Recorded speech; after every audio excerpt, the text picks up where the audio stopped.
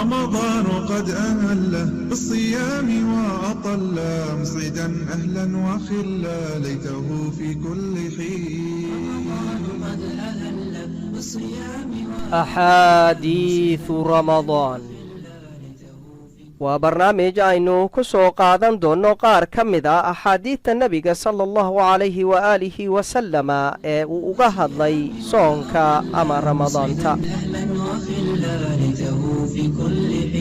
can caaishata radia allahu canha قالت كان النبي صلى الله عليه وسلم إذا اعتكف يدني إلي رأسه فأرجله وكان لا يدخل البيت إلا لحاجة الإنسان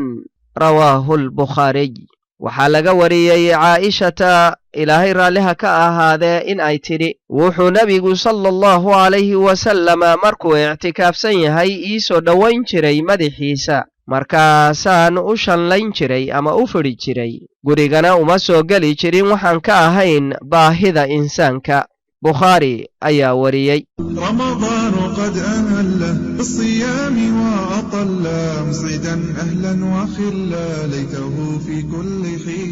رمضان قد أهله بالصيام